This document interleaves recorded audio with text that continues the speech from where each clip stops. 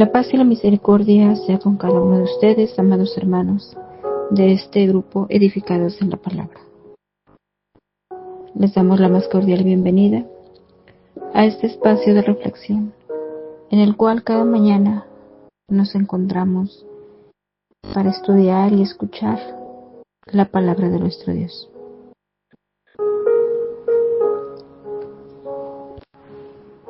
Agradezco a Dios la bendición de permitirme estar aquí con ustedes en esta mañana. Y continuamos con nuestro eslogan mensual, las epístolas, con un subtema, un vistazo al tiempo del fin. Y el tema de hoy, el día del Señor. Nuestra cita base se encuentra en 2 Tesalonicenses, capítulo 2, versos del 1 al 3. Hoy, queridos hermanos, voy a leer esta cita en dos versiones diferentes, porque será explicada cada versículo y en cada una de las versiones y nos arroja una aplicación distinta. Dice así: hermanos, en relación con la venida de nuestro Señor Jesucristo y nuestra reunión con Él, os rogamos que no os inquietéis fácilmente en vuestra mente, ni estéis en un estado de excitación nerviosa por ninguna afirmación que se suponga que os llega de nosotros, ya sea en el espíritu o de palabra o por carta, alegando que el día del Señor ya está aquí. Nadie os engañe con nada. El día del Señor no llegará sin que antes tenga lugar la gran rebelión contra Dios y se revele el hombre del pecado, el hijo de perdición. Amén. Vamos a darle lectura en otra versión. Pero con respecto a la venida de nuestro Señor Jesucristo y nuestra reunión con Él, os rogamos, hermanos, que no os dejéis mover fácilmente de vuestro modo de pensar, ni os conturbéis, ni por espíritu, ni por palabra, ni por carta, como si fuera nuestra, en el sentido de que el día del Señor está cerca. Nadie os engañe en ninguna manera, porque no vendrá sin que antes venga la apostasía y se manifieste el hombre de pecado, el hijo de perdición. Amén. El contexto histórico de este pasaje se sitúa en la fecha 52 después de Cristo. Está escrito por el apóstol Pablo después de 1 Tesalonicenses y escrita desde Corinto. Los destinatarios eran la iglesia en Tesalónica, una comunidad joven que enfrentaba persecución y confusión doctrinal. Algunos de los creyentes pensaban que la venida del Señor ya había ocurrido o estaba por ocurrir de manera inmediata, lo que generaba ansiedad y desorden. Pero Pablo responde para corregir esta percepción. En el versículo 1 del capítulo 2 dice: ahora os rogamos, hermanos, por la venida de nuestro Señor Jesucristo y por nuestra reunión con Él. Pablo introduce el tema, la venida de nuestro Señor Jesucristo y nuestra reunión con Él. En el capítulo anterior, Pablo termina con la oración por ellos y empieza esta sección rogando ahora a ellos mismos por este tema, la venida del Señor y nuestra reunión con Él. Había ocasionado confusión las enseñanzas falsas sobre la segunda venida de Cristo, y los creyentes seguían necesitando corrección. Algunos estaban enseñando que la segunda venida ya había ocurrido, y esto confundía a los afligidos y perseguidos hermanos en Tesalónica, ya que pues ellos seguían sufriendo. Y según las enseñanzas de Pablo, él les había asegurado y les aseguraba que habría varios eventos que aún debían ocurrir y sucederían antes de que Cristo regrese. Y sucederán, porque aún no suceden, hermanos, aún también estamos esperando. Y además les asegura que cuando Cristo sea revelado, los que sufrieron por su nombre serán dignos del reino. En esa primera carta a los tesalonicenses, Pablo aseguró a todos los verdaderos creyentes que ellos serían transformados y llevados para encontrarse con el Señor en el aire, y así estar con Él para siempre. Ese acontecimiento los libraría de la ira venidera de Dios. Pero ahora los falsos maestros estaban enseñando que el día del Señor ya había comenzado y que la ira final de Dios se estaba derramando sobre la tierra. Y este suceso conecta con Primera de Tesalonicenses 4:17, que a la letra dice así: pues el Señor mismo descenderá del cielo, con voz de mando, con voz de arcángel, y con el llamado de trompeta de Dios. Primero, los cristianos que hayan muerto se levantarán de sus tumbas. Luego, junto con ellos, nosotros, los que aún sigamos vivos sobre la tierra, seremos transformados y elevados en las nubes para encontrarnos con el Señor en el aire. Y estaremos con el Señor para siempre. Así que anímense unos a otros con estas palabras, les decía el apóstol Pablo. Y vemos, amados hermanos, que en esta cita bíblica se describe claramente la reunión de los creyentes con Cristo. ¿Cómo será? El énfasis que utiliza Pablo en estos pasajes es pastoral, porque calma la ansiedad y exhorta a la perseverancia. Este párrafo es el corazón de la carta. No solo es estratégica en sentido profético, sino que ninguna otra porción de la Escritura cubre los puntos específicos de la revelación que se encuentra aquí. Pablo utiliza el término ahora, marcando la transición del momento, hoy, y sus oraciones por ellos a sus súplicas. Es una súplica afectuosa para atraerlos a la apreciación y comprensión correcta, en lugar de un severo reproche o regaño, sino con las palabras suaves, de ánimo y de esperanza, poniendo siempre en testimonio propio el poder de Dios, obrando en su vida en toda circunstancia. Así como en 2 Corintios 1:8, Pablo nos narra uno de tantos acontecimientos que evidencian su fe. Vamos a leerlo para que podamos saber de qué está hablando. Dice Pablo: fuimos oprimidos y agobiados en Asia, más allá de nuestra capacidad de aguantar, y hasta pensamos que no saldríamos con vida. De hecho, esperábamos morir. Pero como resultado, dejamos de confiar en nosotros mismos y aprendimos a confiar solo en Dios, quien resucita a los muertos. Efectivamente, Él nos rescató del peligro mortal y volverá a hacerlo de nuevo. Hemos depositado nuestra confianza en Dios y Él seguirá rescatándonos. Y ustedes nos están ayudando al orar por nosotros.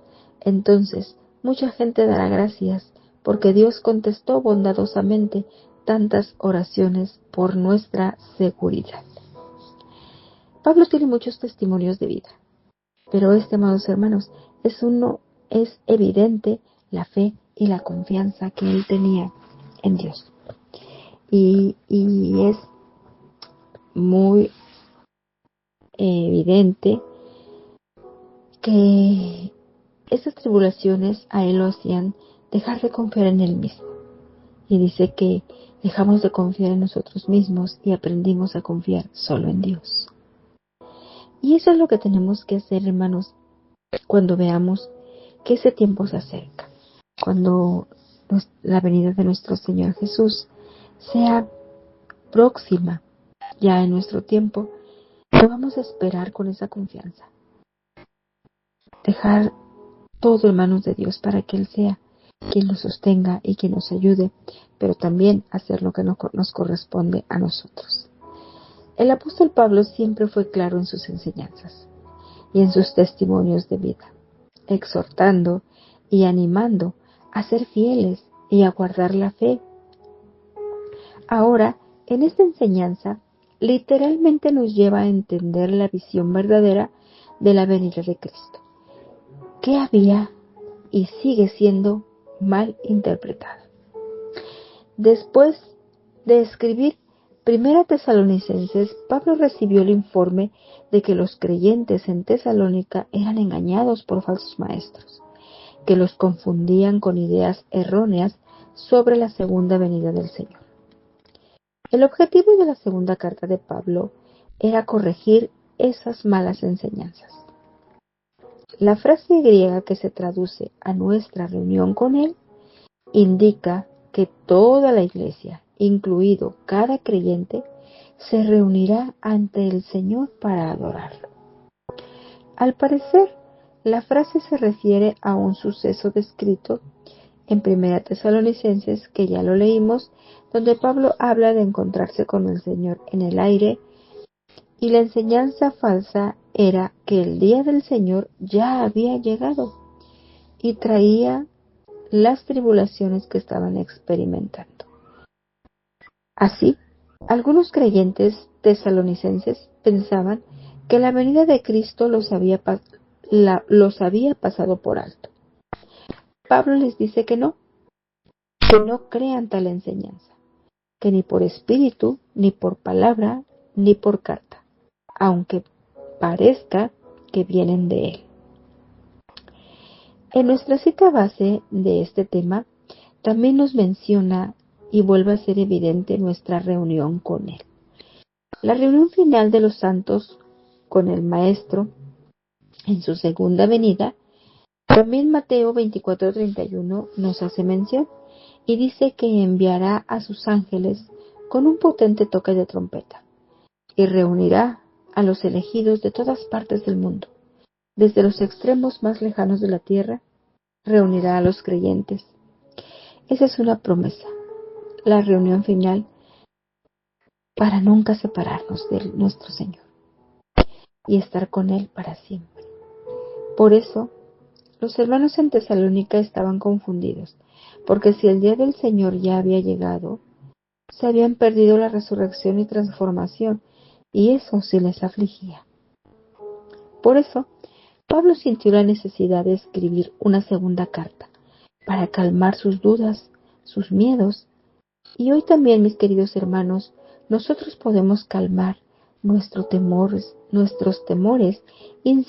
instintivos del juicio, y deben ser disipados por la confianza y perseverancia de estar en esa reunión eterna y ser reunidos con Jesús. Esto garantiza nuestra seguridad, pero también, amados hermanos, nos lleva a un compromiso real para mantenernos fieles a sus promesas en obediencia. El siguiente versículo en Tesalonicenses 2:2, segunda Tesalonicenses 2:2, de nuestra cita base, nos dice que no seáis sacudidos pronto de mente, ni os turbéis, ni por espíritu, ni por palabra, ni por carta, como que el día de Cristo está cerca. Aquí Pablo nos advierte contra dejarse perturbar fácilmente por mensajes, revelaciones o cartas supuestamente de Pablo o de alguno de sus colaboradores que hablen lo contrario de lo que él les ha enseñado. Esto nos muestra que como hoy también ya circulaban falsas enseñanzas en la iglesia primitiva, incluso atribuidas a los apóstoles. Por eso Pablo les advierte que no crean. Hoy, amados hermanos, también es para nosotros esta advertencia, pues hay tantas corrientes de error que si no nos mantenemos alertas, podemos ser engañados también. La advertencia de no ser sacudidos, en versión Reina Valera dice, que no os dejéis mover fácilmente de vuestro modo de pensar, ni os conturbéis. Los ánimos de los hermanos de Tesalónica estaban inquietos a este respecto. La prueba, claramente, el lenguaje con que comienzan amonestándoles el apóstol. No os turbéis de ligero, perdiendo el buen sentido, ni os alarméis como si el día del Señor estuviese inminente. Veamos algunos significados que nos ayudarán a clarificar un poco estas frases. Dice, no os conturbéis, no os turbéis, no os alarméis. Y también hay una parte en donde dice que en esa sacudida, ¿no? No nos dejen sacudir fácilmente de vuestro modo de pensar. No se dejen mover, no se dejen esa sacudida, ese mover intenso. Porque sacudir dice que es remover lo establecido. Una sacudida nos saca de la rutina y puede movernos al peligro si no estamos firmes y anclados en Cristo. Entonces, eso de no se dejen mover, no se dejen sacudir tan fácilmente nos lleva a eso, hermanos, a entender que esas removidas nos saca, nos mueve de lo establecido.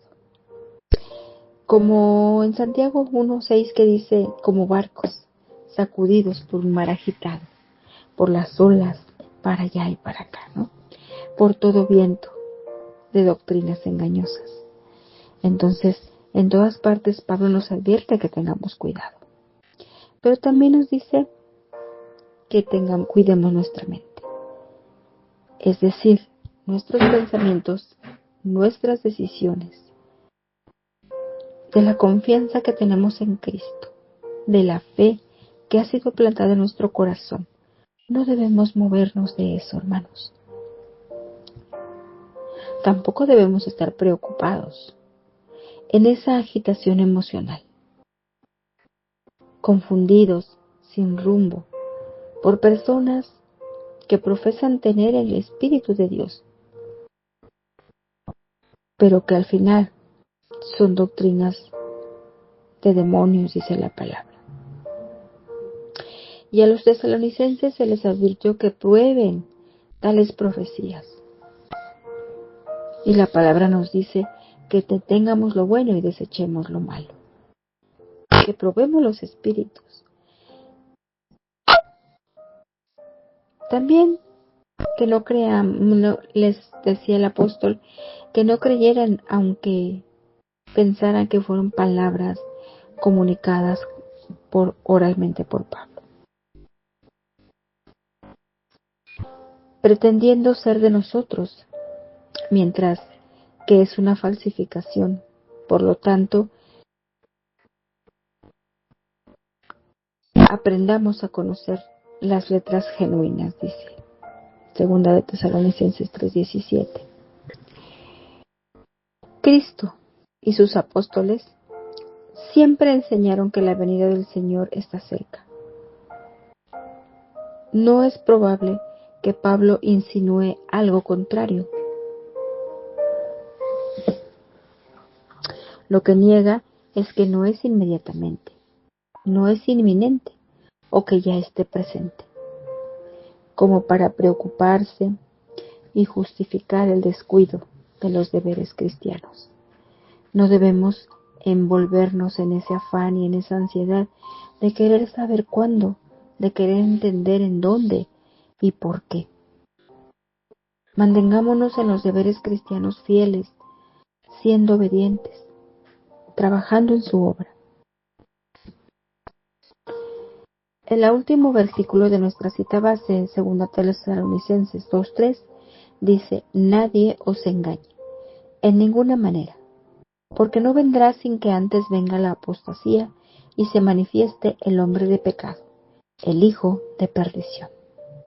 Y atención a esto, no vendrá sin que antes venga la apostasía y se manifieste el hombre de pecado, el hijo de perdición.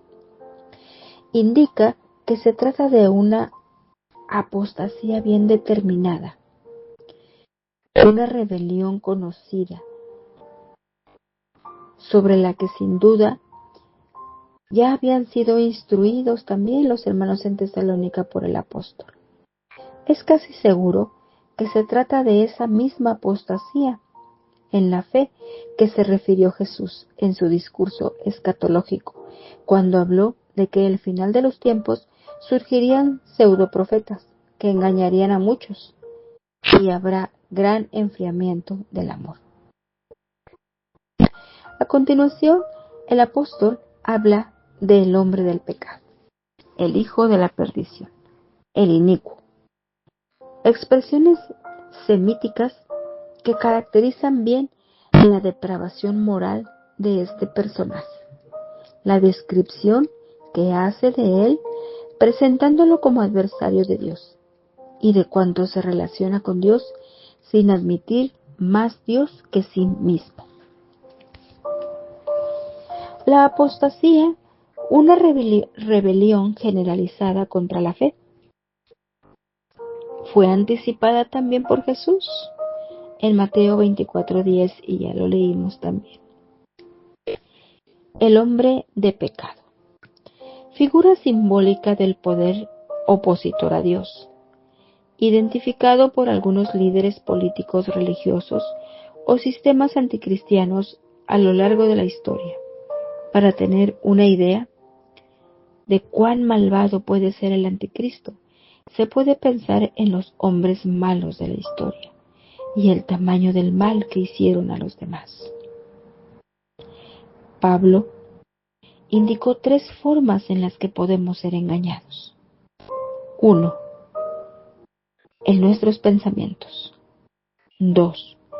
Por medio de señales y prodigios mentirosos. 3. Vendrán muchos en su nombre diciendo: soy el Cristo. Y 4. Falsos cristos, falsos profetas, falsos maestros, haciendo grandes prodigios y milagros, engañando aún a los escogidos. El apóstol Juan también nos advierte en 1 de Juan 2:18-23, queridos hijos, llegó la última hora. Ustedes han oído que el anticristo viene y ya han surgido muchos anticristos. Por eso sabemos que la última hora ha llegado. ¿Y quién es un mentiroso? El que dice que Jesús no es el Cristo. El que niega al Padre y al Hijo es un anticristo. Por lo tanto, ustedes deben seguir fieles a lo que se les ha enseñado desde el principio. Si lo hacen, permanecerán en comunión con el Hijo y con el Padre. En esta situación se ve el apóstol en la necesidad de amonestar insistentemente, pues el estado en que se hallaba la comunidad es sumamente peligroso. Aunque el cristiano suspire ardientemente por el día del Señor y tenga un vivo y ardiente deseo de unirse con Cristo, no debe, sin embargo, perder la serenidad y el buen sentido de estudiar la Escritura. En el desarrollo de la historia de la salvación hay un orden fijado por Dios. Por esto, está siempre y en todo tiempo en vigor la exhortación del Señor. En Marcos 13:35, donde dice: velad, velad pues, porque no sabéis cuándo va a venir el Señor, si al atardecer, o a medianoche, o al canto del gallo, o al amanecer, no sea que viniendo de improviso os encuentre dormidos. Entonces, amados hermanos, nuestro afán no debe de estar en cuándo será, cómo será, si ya es ahorita, si es mañana. No. Dice: velad y orad, para que no nos agarre de improviso y nos encuentre dormidos. En esta enseñanza, hermanos, hay riesgos también. Y el riesgo son las interpretaciones. Las interpretaciones que a veces se llevan al extremo y son erróneas, y han llevado a identificar erróneamente también a personajes históricos como el hombre de pecado. Han sido parte y han sido figuras que han hecho ver cuán grande es el pecado y la maldad que se puede hacer a la humanidad. Pero no aún no se ha revelado el hombre de pecado, según la palabra.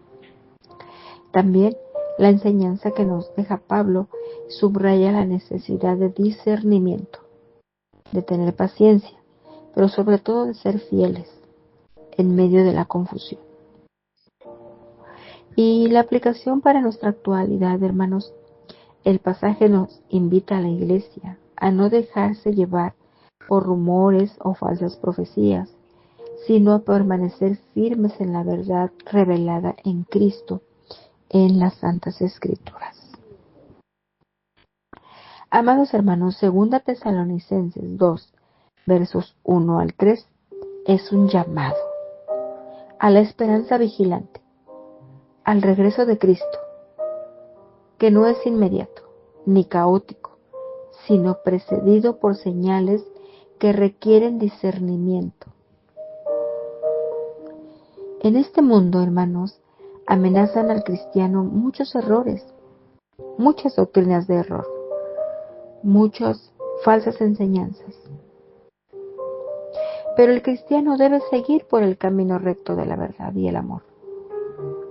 Ahora bien, la mentira y el egoísmo se elevan una y otra vez en este mundo, a la categoría a veces de doctrinas. En tal situación se necesita vigilancia para no dejarse arrastrar por las maquinaciones de los enemigos de Cristo. En la comunidad misma, a veces hemos enfrentado situaciones en las cuales se comienzan a introducir creencias falsas o malas prácticas, y debemos de procurar que nadie logre propagar doctrinas falsas sobre la venida del Señor.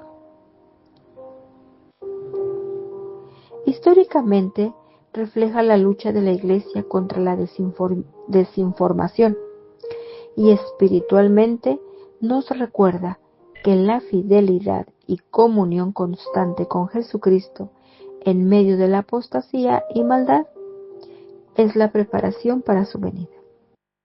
Pablo nos instruye a todos los creyentes sobre cómo vivir en este tiempo de espera. Nos llama a esperar la segunda venida de Cristo, firmes en la fe, en la sana doctrina, orando y viviendo una vida ordenada en comunión con Dios e imitando la vida de Jesucristo en la tierra. Que el Señor nos encuentre haciendo así, hermanos. Oremos. poderoso y buen Dios que estás en el cielo. Padre bueno y misericordioso, en esta mañana, Padre, hemos escuchado, Señor, tu palabra. Permite, bendito Dios, que penetre en nuestros corazones y nos permita entender y comprender, Señor, que en todo tiempo debemos estar alerta, en comunión contigo, en oración, en ayuno, en meditación de la palabra, llenándonos de tu Espíritu, Señor, para que podamos, Padre, resistir el día malo, como lo dice tu palabra. Para que podamos, Señor, en los momentos de tribulación, de angustia, en los momentos que nos toque, Señor, ser probada nuestra fe, podamos, Señor, darte gloria y darte honra con fidelidad, Señor. Gracias, Padre, por estos momentos de meditación. Gracias, Señor, porque tú estás presente, Señor, en nuestras vidas. Porque tú, Señor, nos guías y nos ayudas, Señor, para poder entender y comprender tu palabra. Danos sabiduría, danos entendimiento, Señor. Pero sobre todo, Padre, fija tu palabra en cada corazón que ha de escucharla, Señor. Te pido perdón por mis faltas, Señor. Y te pido, mi Señor, que seas tú, Padre, quien mueva, Señor, y quien toque la vida de mis hermanos. Bendice este grupo, bendice a todos los integrantes, bendice a los administradores, y bendice también, Padre, a todo oyente que en algún momento escuchará esta palabra. Gracias, bendito Dios. En el nombre de tu Hijo amado Jesús. Amén.